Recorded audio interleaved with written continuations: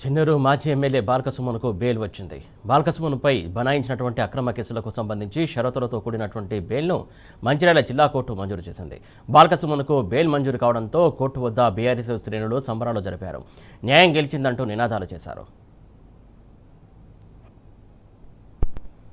BRS మాజీ MLA బాల్కసుమన్పై Revanth సర్కారు కుట్రలు భగ్నమయ్యాయి. మంచిర్యాల జిల్లా principal junior civil court dismiss చేసినటువంటి కస్టడీ పిటిషన్పై జిల్లా కోర్టులో మరో పిటిషన్ వేసినప్పటికీ కుట్రలు సాగలేదు. సుమన్కి ఎట్టకేలకు బెయిల్ వచ్చింది.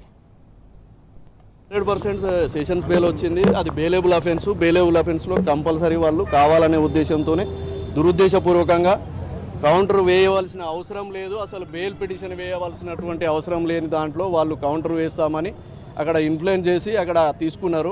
దాని మీద మేము లోకాయుక్త కూడా కంప్లైంట్ చేస్తున్నాం. అది బెయిలబుల్ అఫెన్స్, అందులో అసలు కౌంటర్ వేయాల్సిన అవసరం లేదు. వారి యొక్క ఉత్సాహం ఏదైతే పోలీసు వ్యవస్థ ఇక్కడి నుంచి అక్కడి వరకు అంతా ఒకటే.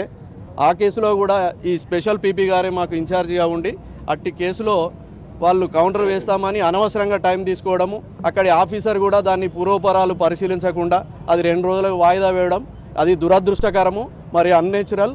అందులో బెయిల్ ఖచ్చితంగా ఇవ్వాల్సినటువంటిది. అసలు పీటీ వారెంట్ ఇచ్చిన రోజే బెయిల్ గ్రాంట్ చేయవలసినటువంటిది. దానికి బెయిల్ పిటిషనే అవసరం లేదు. అది కావాలని చెప్పి ఉద్దేశపూర్వకంగా ఇంకా కొన్ని రోజులు జైల్లో ఉంచడం కోసం తీసుకున్నటువంటి దుశ్చర్య.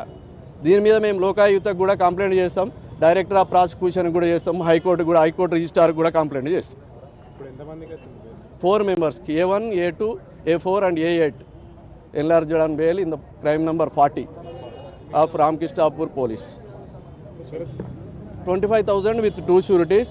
మరియు ఎవ్రీ సండే 10 to 2 వరకు కండిషన్ పోలీస్ స్టేషన్కి అప్ టు 3 months వరకు. ఏదర్ ఒకవేళ ఛార్జ్ షీట్ కనుక ఫైల్ చేసినట్టుంటే ఛార్జ్ షీట్ ఫైల్ చేసే అంతవరకు, విచ్ ఎవర్ ఈజ్ ఎర్లియర్, ప్రతి ఆదివారం. క్రైమ్ నెంబర్ 40లోనే వాళ్ళు కస్టడీ పిటిషన్లో రివిజన్కు వెళ్ళిండ్రు. కోర్టు యొక్క డిసిప్లినరీ అది ఏదైతే ఉన్నతాధికారాలను దృష్టిలో ఉంచుకొని కస్టడీ పిటిషన్ పెండింగ్గా ఉన్నా కూడా బెయిల్ గ్రాంట్ చేయడం అనేది చట్టాన్ని, న్యాయాన్ని కాపాడడం కోసం తీసుకున్నటువంటి గొప్ప నిర్ణయం.